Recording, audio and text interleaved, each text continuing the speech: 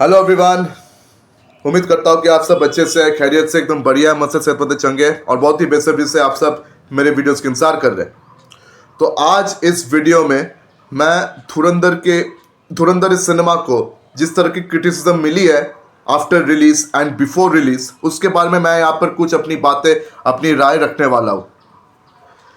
तो बात ऐसा है कि हमारे देश में बहुत सारे ऐसे लोग हैं जिनको पाकिस्तान से बहुत प्यार है।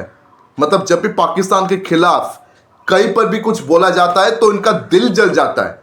हमारे देश में रहते हैं, हमारे देश के खाते पीते, लेकिन पाकिस्तान की तारीफ इसके अलावा इनका पेट भरता नहीं है। तो धुरंधर सिनेमा, ये सिनेमा सिर्फ एक सिनेमा नहीं है, ये एक आईना है। ये एक आईना है जो हमें दिखा देती है कि हमारे देश में असली नागरिक कौन है और हमारे देश में बेईमान कौन है।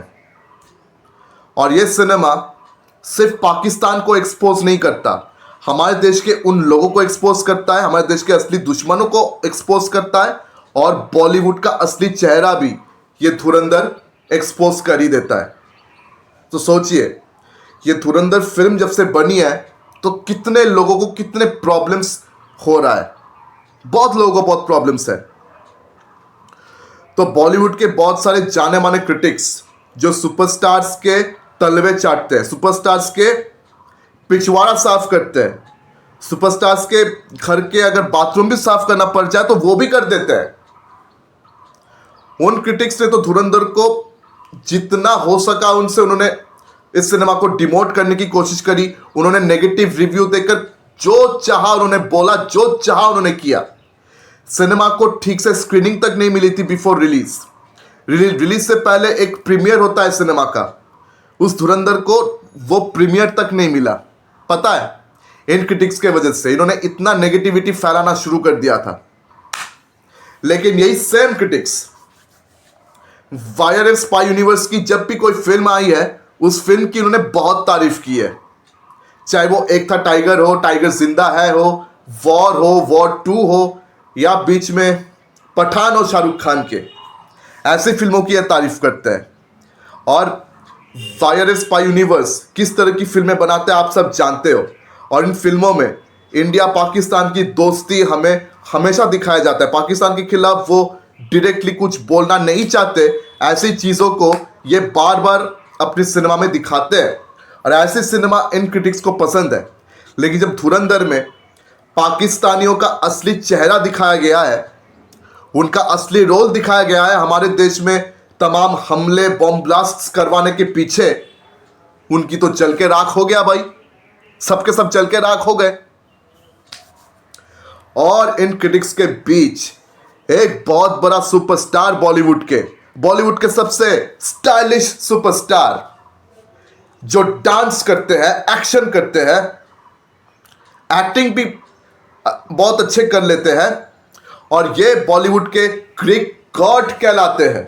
बिल्कुल सही समझा आपने, ऋतिक रोशन मेरी जान। तो ऋतिक रोशन मेरी जान ने, उन्होंने भी अपना हगना हग दिया। उनको भी हगना था, पता नहीं उनको हगने की क्या खुजली थी। किसी ने उनसे पूछा तक नहीं कि फिल्म कैसी लगी, किसी ने नहीं पूछा, उनको हगना था, बस हग दिया। तो उन्होंने लिखा कि धुरंधर ये सिनेमा मुझे बहुत पसंद आ गई, लेकिन इस सिनेमा में जो पॉलिटिक्स दिखाया गया है ना भाई साहब, मुझे पॉलिटिक्स से, भाई ये पॉलिटिक्स को मैं नामंजूर करता हूं। भाई फिल्म मेकर्स की रिस्पॉन्सिबिलिटी होती है कि वो अपनी ऑडियंस, अपने दर्शकों को सही दिशा प्रदान करे, उनको सही शिक्षा दे अपने सिनेमा के जरिए। ये पॉलिटिक्स दिखाने की क्या जरूरत है मेरे भाई, ये सब क्यों दिखा रहे हो। तो ये थी हमारे ऋतिक रोशन महापंडित की वाणी। तो उसके बाद उस महापंडित को बहुत अच्छा प्रसाद मिला है हमारे ऑडियंस की तरफ से, बहुत अच्छी तरीके से भोग प्रसाद मिला है। आप समझ जाइए कैसा भोग प्रसाद मिला है। इतनी गालियां पड़ी है ना उसको, इतनी गालियां पड़ी है ना उस महाशय को, कि उन्होंने अपने दूसरे ट्वीट में वो ये लिख डालते हैं कि ये सिनेमा मुझे इतनी पसंद आई है ना मेरी जान, कि भाई इस सिनेमा की जो दूसरी पार्ट रिलीज होने वाला है इसके लिए इंतजार नहीं हो रहा है। 19 मार्च 2026 कब आएगी, जब इस सिनेमा की दूसरी पार्ट को मैं देखूंगा। अरे वाह, इस सिनेमा में सबने क्या जान डाली है, खासकर अक्षय खन्ना जी ने। वाह, लव यू मिस्टर खन्ना, आपने क्या परफॉर्मेंस दिखाई है। माधवन साहब ने कमाल कर दी, रणवीर सिंह ने कमाल कर दी। तो गालियां पड़ने के बाद हमारे जान ऋतिक रोशन ने यह ट्वीट करी है। चलिए, ये ऋतिक रोशन हमारी जान की बात कर ली, और भी बाकी सारे भाईजान और बहन जानों की भी बात कर लेते हैं, जिनका नाम मुझे थोड़ा याद आ रहा है। तो अनुपमा चोपड़ा जी पहले तो ये फिल्म कंपेनियन चलाती थी, आजकल ये हॉलीवुड रिपोर्टर चलाती है। तो उन्होंने कहा, this cinema shows too much testosterone, too much hyper masculinity, this cinema shows too much violence, too much गोर एंड श्रिल पैट्रियटिज्म एंड और क्या था वो, हाँ, boring, exhausting, anti Pakistan sentiments. तो ये है अनुपमा चोपड़ा जी की बयान। तो उन्होंने उस वीडियो में और भी बहुत सारी ऐसे बातें की, इसको एक्सप्लेन किया, इसको जस्टिफाई भी किया।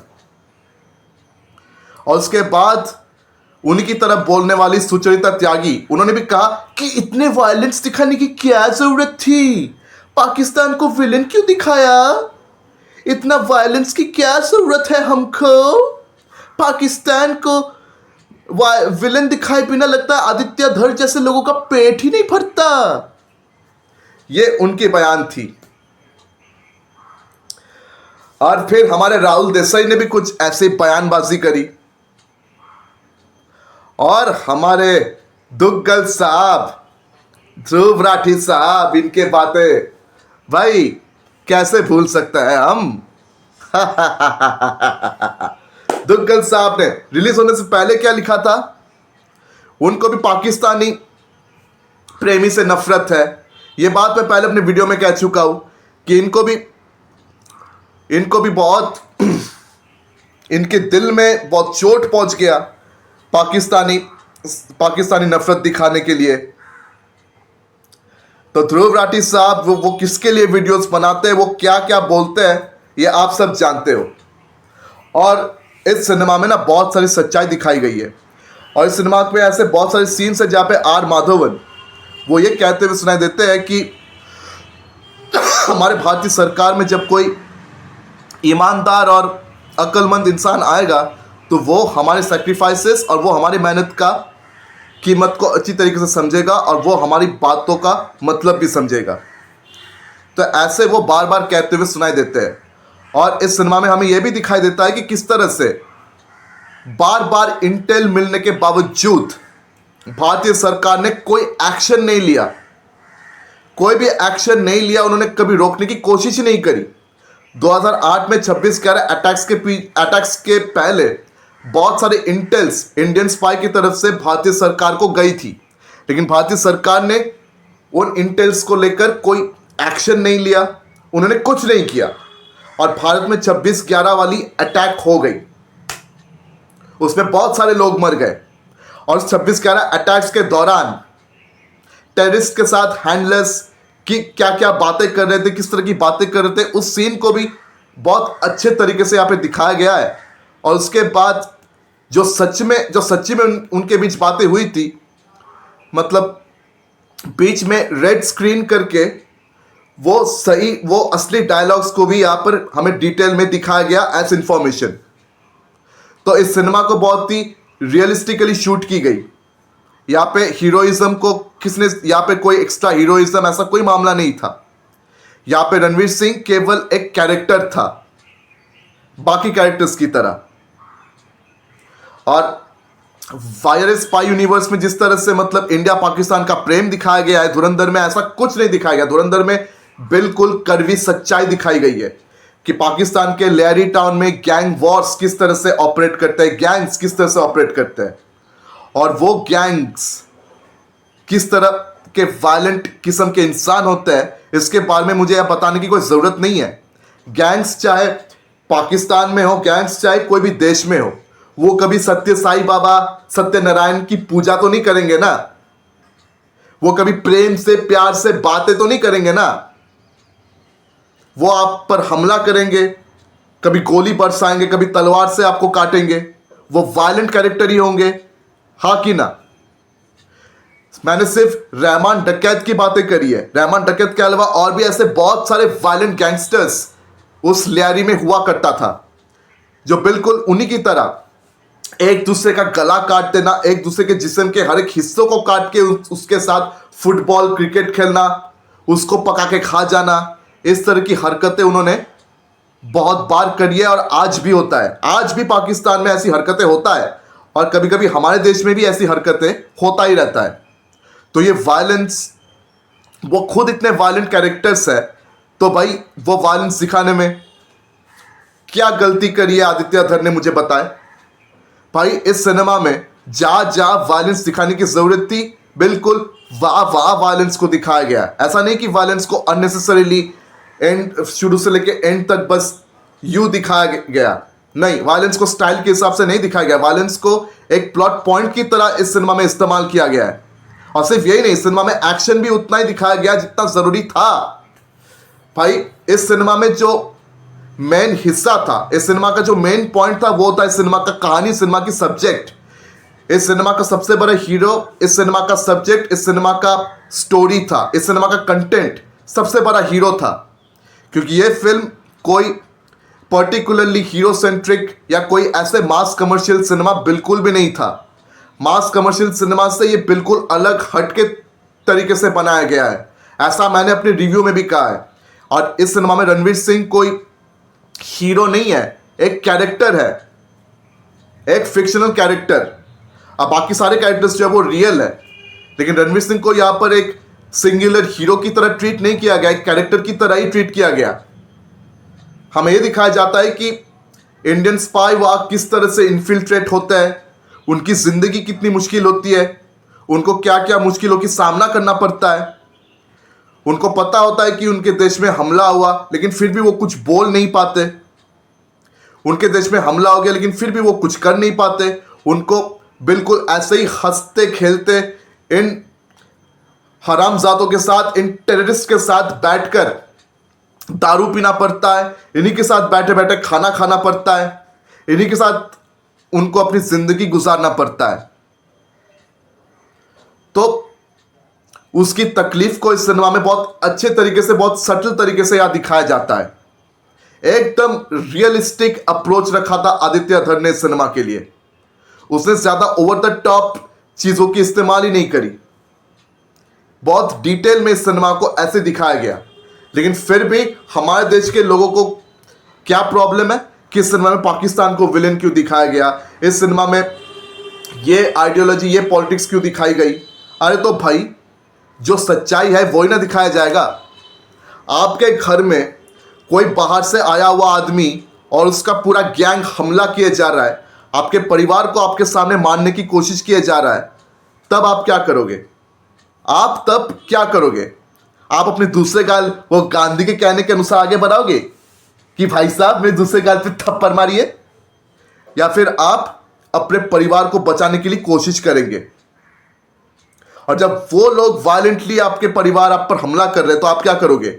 आप भी काउंटर अटैक करोगे ना, आप भी उन पर हमला करने की कोशिश करोगे अपने आप को बचाने के लिए। सेल्फ डिफेंस में आप ऐसा कर सकते हो, हमारे कानून में भी ये लिखा है, हमारे लॉ में भी सेल्फ डिफेंस का एक्ट है, सेल्फ डिफेंस आप कर सकते हो, है ना?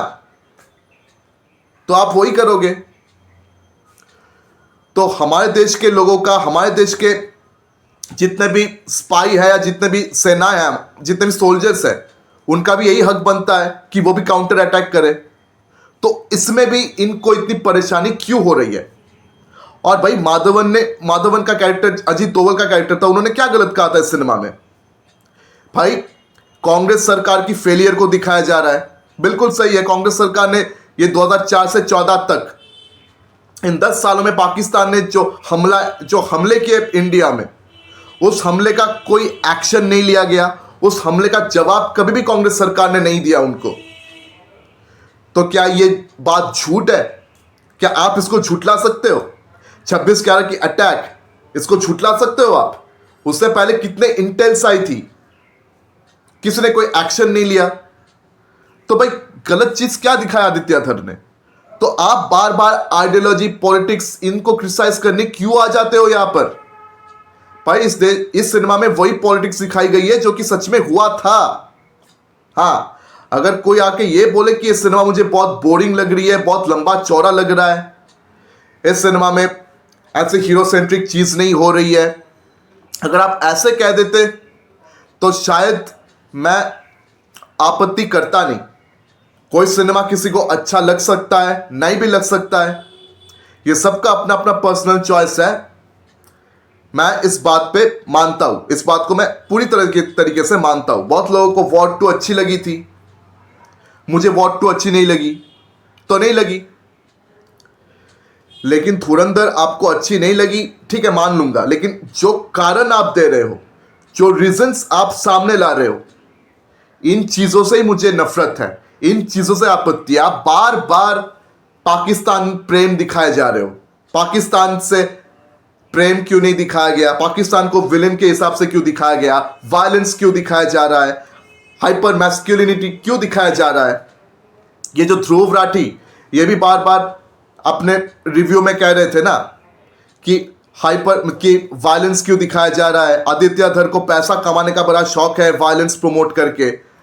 अबे साले निठल्ले, कुत्ते की छठी औलाद, साले कांग्रेस का बड़ा चमचा, कांग्रेस के चमचा साला, जब तूने गैंग्स ऑफ वजीरपुर और नेटफ्लिक्स के वो सारे वायलेंट कंटेंट्स को अपने चैनल पर प्रमोट किया, सीक्रेट गेम्स को अपने चैनल पर प्रमोट किया, तब कहा गया था तेरी समझदारी पे? हाँ, उन कंटेंट में कोई वायलेंस नहीं था। Secret games violent web series नहीं थी, एयर रेटेड चीजें नहीं थी वहां पर। हाँ, तब तेरे को याद नहीं आया कि समाज को क्या सिखाया जा रहा है? और गैंग्स ऑफ वसीपुर में जो वायलेंस था, जो गालियां थी, उसका क्या? जो गाली गलौज था उस सिनेमा में, उसका क्या है? साला कुत्ता कहीं का, हरामजादा, मादर चोद का बच्चा, कितना गालियां दूंगा इस दुग्गल को, इस दुग्गल साहब को। इनको वायलेंस से तकलीफ हो रही है। और सेम गालियां मैं इस अनुपमा चोपड़ा, सुचेता त्यागी और बाकी क्रिटिक्स को भी देना चाहता हूं। आप सबको वायलेंस से बड़ा प्रॉब्लम है। आप लोग जाके साईं बाबा की मंदिर में बैठे रहिए, वहां से निकलिए मत। आप लोग टीवी सीरियल देखिए, सिनेमा की जजमेंट करने क्यों आ जाते हो आप? ये सिनेमा का क्रिटिसिज्म है। इस तरह से कंस्ट्रक्टिव क्रिटिसिज्म किया जाता है एक सिनेमा का। और ये अनुपमा चोपड़ा, मुझे याद है माधवन का जब वो सिनेमा निकला था ना, रॉकेटरी, जो नंबी नारायणन के बायोपिक है, वहां पर भी जा नंबी नारायणन वो पूजा करते हुए दिखाई देते हैं। और खुद नंबी नारायणन ने इंटरव्यू में कहा भी था कि मुझे पूजा पाठ करने का शौक है, कोई भी साइंटिफिक काम करने से पहले मैं पूजा पाठ करता हूं। तो वहां पर भी पूजा पाठ करते हुए ये कैरेक्टर नजर आते हैं। तो पूजा पाठ को लेकर अनुपमा चोपड़ा ने बीजेपी एंगल बीच में डाल दिया कि पूजा पाठ दिखाने की क्या जरूरत थी, बीजेपी का कोई एंगल है, बीजेपी का सेंटिमेंट इसने ये सिनेमा प्रमोट करने की कोशिश कर रही है पूजा पाठ से, ये मंदिर वंदिर दिखाने की क्या जरूरत थी? इनको मंदिरों से तकलीफ है। पाकिस्तान का प्रेम के खिलाफ कोई बात करे, अमन की आशा के खिलाफ कोई बात करे, उससे भी इनको तकलीफ है। और हाइपर मैस्कुलिनिटी, मैंने लैडी टाउन का पूरा हिस्ट्री बताया पहले अपने जब ट्रेलर का मैंने रिएक्शन दिया है। और गैंगस्टर्स किस तरह से ऑपरेट करते हैं, चाहे वो लैडी टाउन हो, चाहे वो कहीं भी हो, गैंगस्टर्स जो वायलेंट होते हैं ये भी बता दिया। तो इतना वायलेंट एटमॉस्फेयर में एक लीड प्रोटैगनिस्ट वो किस तरह बर्ताव करेगा? वो एक इंडियन स्पाई है जो पाकिस्तान में रहने आया है, वो किस तरह बर्ताव करेगा? वो वायलेंट तरीके से पेश नहीं आएगा तो क्या इनके सामने अल्लाह के नाम पे दे दे बाबा, अल्लाह के नाम पे हमको जान बख्श दे दे बाबा, ये करेगा? हाँ, ये करेगा? कोई कॉमन सेंस तक नहीं है इनको। फिल्म की क्रिटिसिज्म करने आ जाते हैं, फिल्म की रिव्यू करने आ जाते हैं। ये कैसे रिव्यूअर्स है और ये कैसे क्रिटिक्स है? फिल्म का इनको कुछ समझ में नहीं आता है। ये सिर्फ बड़े बड़े स्टार से ना पैसे खाते हैं, पैसा, करोड़ों रुपया अपने पॉकेट में डाल के सिनेमा का रिव्यू करते हैं, बस यही इनका काम है और कोई काम नहीं है इनका। और इससे पहले भी बहुत बार हुआ कि जब हमारे बॉलीवुड में किसी ने इंडिपेंडेंटली कोई सिनेमा बनाने की कोशिश करी या सिनेमा को रिलीज करने की कोशिश करी, बड़े से बड़े प्रोडक्शन हाउसेस अपने पीआर का इस्तेमाल करके उस सिनेमा को एक नेगेटिव पब्लिसिटी देने की कोशिश करी, सिनेमा के खिलाफ नेगेटिविटी फैलाकर उस सिनेमा की रिलीज को रोकने की भी कोशिश करी। और ये सेम कोशिश है धुरंधर के लिए भी हो रहा है। बड़े से बड़े प्रोडक्शन हाउसेस अपने पीआर टीम का इस्तेमाल करके धुरंधर को किस तरह से नेगेट करने की कोशिश करी, इस सिनेमा को रोकने की भी कोशिश करी। इससे पहले आदित्य धर एक बहुत बड़े बजट की फिल्म बनाना चाहते थे जिसका नाम था द इमॉर्टल अश्वत्थामा। विकी कौशल वहां पर लीड रोल प्ले करने वाले थे। उस सिनेमा को फंडिंग नहीं मिली, वो सिनेमा कभी बना नहीं। आदित्य धर को बहुत दुख पहुंचा था और इसके लिए भी ये बॉलीवुड जिम्मेदार है। आज मुझे एहसास हो रहा है कि उनको आदित्य धर से कितना नफरत है, क्योंकि आदित्य धर नेशनलिस्ट है, वो सच्ची बात बताने की कोशिश करते हैं। पाकिस्तान का चेहरा, पाकिस्तान का असली काला चिट्ठा सबके सामने वो खोल के रखते हैं। ये बॉलीवुड को पसंद नहीं है, इसलिए बॉलीवुड उनके खिलाफ पॉलिटिक्स कर करके उनको एक कोने में ढकेल देना चाहता है। उनके सिनेमा को भी उन्होंने मतलब जो उनसे हो सका उन्होंने सिनेमा को रोकने की कोशिश करी ताकि सिनेमा हिट ना हो, ताकि ऑडियंस ये सिनेमा देखने ना जाए। लेकिन वेरी अनफॉर्चुनेटली उनकी सारी कोशिशें इस मामले में फेल हो गई और आदित्य धर का कॉन्फिडेंस वो जीत गया, क्योंकि आज धुरंधर सबको पसंद आ रही है। लोग भर भर के सिनेमा को हॉल में देखने जा रहे हैं और अब तक वर्ल्ड वाइड में तो ये 250 करोड़ के ऊपर तो शायद क्रॉस कर भी चुका होगा। और एक सोर्स के मुताबिक तो अब तक ये सिनेमा जो है 180 करोड़ के ऊपर जा चुका है, क्योंकि ये सिनेमा इतना धड़ल्ले से कलेक्शन कर रहा है। डोमेस्टिक बॉक्स ऑफिस में तो ये 180 करोड़ का मार्जिन भी क्रॉस कर चुका है। इतना धड़ल्ले से ये सिनेमा कलेक्शन कर रही है, ऑडियंस को ये सिनेमा इतना पसंद आ रहा है। फिर भी हमारे देश के इन लोगों को बड़ी तकलीफ हो रही है। अब आप ही बताइए कि ऐसे लोगों के साथ हमें क्या करना चाहिए। और जब इनके खिलाफ कोई बात करता है तो फ्रीडम ऑफ स्पीच की किताब लेकर, कॉन्स्टिट्यूशन की किताब के लेकर सब सामने खड़े हो जाते हैं। और बहुत सारे लोग तो आज ये भी कह रहे हैं कि ऋतिक रोशन को अननेसेसरीली हेट मिल रहा है। अरे भाई, ऋतिक रोशन ने खुद पॉलिटिक्स, आइडियोलॉजी, इन सारी चीजों को अपने रिव्यू में डाला, तो इनको हेट नहीं मिलेगा तो क्या इनको प्यार मिलने वाला है? हाँ, इस सिनेमा में जो पॉलिटिक्स दिखाई गई वो सच्ची पॉलिटिक्स है और बिल्कुल सच्चाई दिखाई गई है, ऐसी सच्चाई जिसको झुटलाया नहीं जा सकता। फिर भी आप कह रहे हो कि ये दिखाने की क्या जरूरत, वो दिखाने की क्या जरूरत। और जब गालियां मिली तब ऋतिक रोशन इस सिनेमा को और भी तारीफ करने पर उतर आए, कवर अप देने के लिए। तो ये है आपके सुपरस्टार, ये है उनका असली चेहरा। आप इनको भगवान बना के रखते हो। अरे भाई, आप उनकी सिनेमा देखिए, उनके सिनेमा का आप क्रिटिसाइज कीजिए, अच्छा लगे तो अच्छा बोलिए, बुरा लगे तो बुरा बोलिए, लेकिन इनको भगवान बनाकर क्यों रखते हैं आप? मुझे यह समझ में नहीं आता कि आप इनको भगवान बनाकर क्यों रखते हैं। अब बहुत लोगों ने तो ध्रुव राठी, दुग्गल साहब को भी भगवान बनाया हुआ है। और ये दुग्गल साहब आदित्य धर को लेकर इन्होंने जो पाया कहा, जो पाया अपने मुंह से हक दिया। लेकिन आदित्य धर वो एकदम चुपचाप बैठे, वो एकदम चुपचाप बैठे, किसी को कोई जवाब नहीं दे रहे। भाई, इस बंदे के कॉन्फिडेंस को हैट्स ऑफ। और आदित्य धर की जितनी भी तारीफें की जाए उतनी कम है।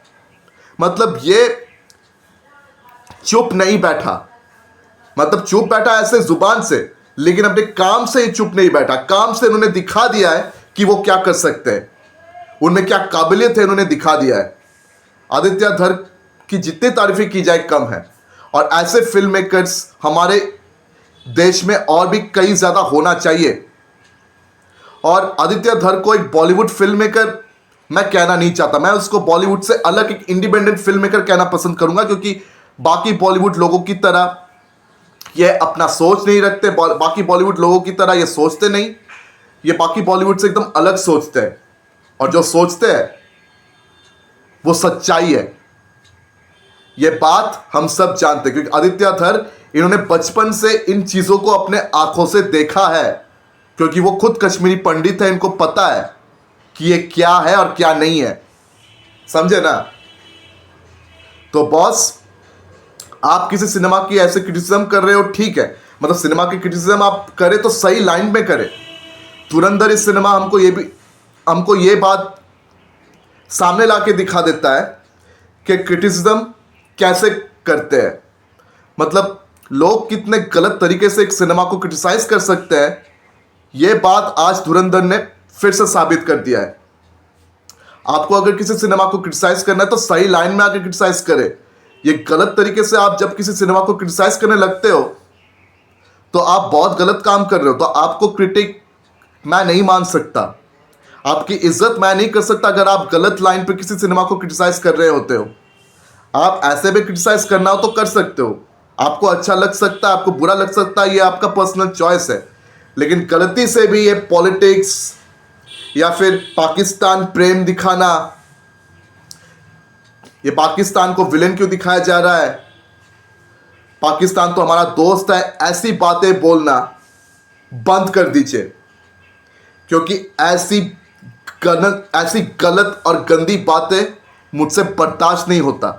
एक सच्चा हिंदुस्तानी होने के नाते मैं इसको जोरों से कंडेम करता हूं और मैं इसके खिलाफ हूं, खिलाफ था, और जब तक मेरी सांसें चल रही है मैं खिलाफ रहूंगा। अगर आपको मेरी वीडियो सही लगी हो तो आप शेयर कर सकते हो, वरना नहीं कर सकते, वो आपकी अपनी मर्जी है। आपको जो चाहे आप कर लीजिए, मैं सच्चाई से हटने वाला नहीं हूं। अगली वीडियो में मुलाकात होगी। धन्यवाद।